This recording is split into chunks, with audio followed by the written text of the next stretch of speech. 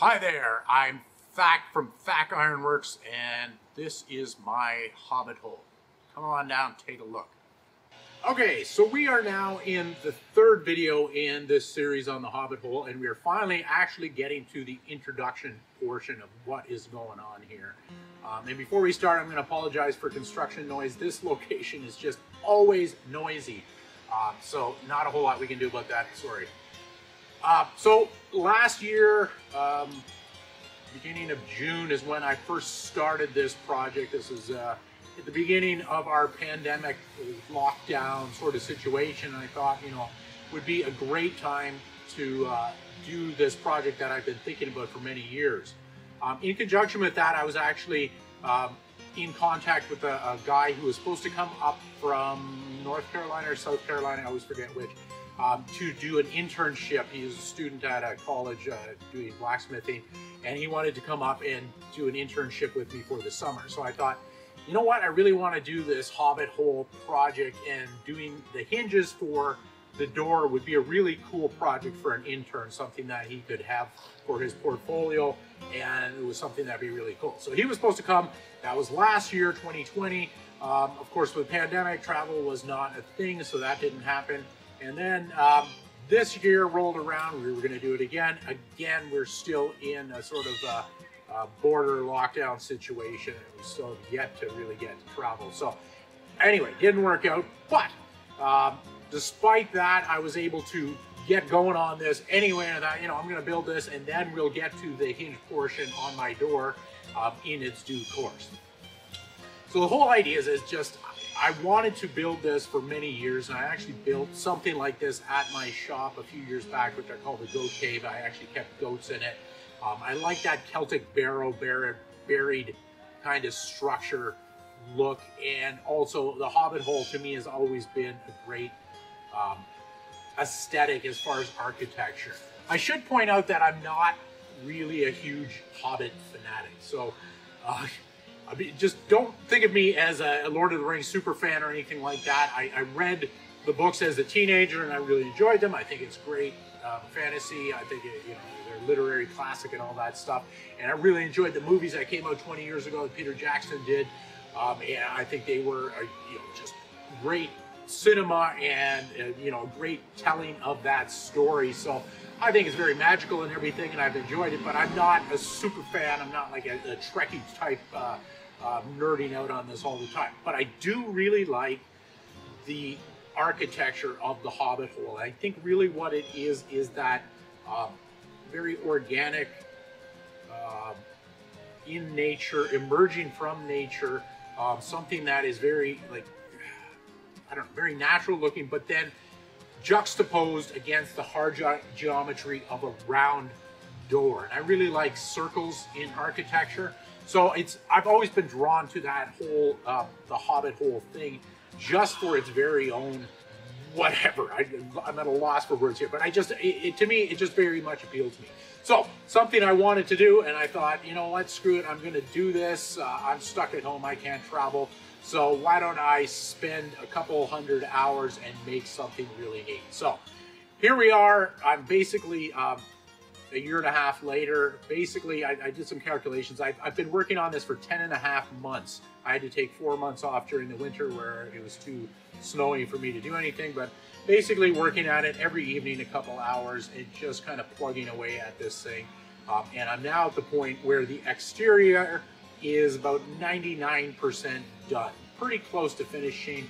And Eric, if you can just pan down for a second here. Last night, I was just working on the center medallion here, and I'm doing a cobblestone, natural cobblestones in the center medallion here. So that's kind of the last bit of stonework on the outside, and that has been really my entire summer. We are in the middle of September, and I started at the beginning of April. So I've been working at this pretty much every day, a couple hours a day. And took me this long to get this amount of stonework done. So this video here, I just want to focus on the exterior. I have not done anything to the interior yet. It is a shell that is all concrete walls and plaster walls. I will be doing, next month, I will be doing stone veneer in there and then a tile floor. So everything will be finished in kind of a homogeneous look of stonework throughout. As I said, I've got someone who will be doing the hinges for this door, which is a collaboration I'm excited about working with. Also, the inside of the door, I'm going to do another set of faux hinges of a different design on there, so that when this is open, I'll be able to have like two different moods of the Hobbit door as far as the hinges. This whole project is essentially, for me, something that allows me to do a video series on YouTube here where I can showcase some really cool ironwork or metal work and have a really neat context, something quite dynamic that we can use as a backdrop for that. So, for example, a couple of things that we're going to be doing are things in the fireplace. From a practical standpoint, the Hobbit hole is essentially an outdoor patio space, some place where we can hang out in the evenings and have a nice fire. So I've built this fireplace here, which is broad and open, projects a lot of heat, and you can really see the flames. Not so good for smoke. My chimney is not too tall. I think I might have to lengthen that a little bit to get a little bit more dry, get some smoke wafting out of here, but we're outside. It's not a huge deal. What I want to do in here is some very elaborate andirons, and in conjunction with those andirons is to have spits and just basically attachment points for doing different types of cooking and roasting on the fire. Also, I'm going to do a fireplace crane so I can have a kettle or a cauldron that will swing out in and out of the fire. And into there, I want to really spend some time making some really cool fixtures in the fireplace that I can work with. So I'm excited about some ideas for that. Also, if we just back up here. So in my entrance to the inner circle here, the inner sanctum, if you will, I've got these two plinths or podiums, whatever, these little things sitting up here. Onto these, I would like to do some iron braziers to have fire in there. I think that would be really cool at nighttime. A really cool effect. It also allows me to do some really funky ironwork as far as that. So that's an upcoming project we'll see in this series.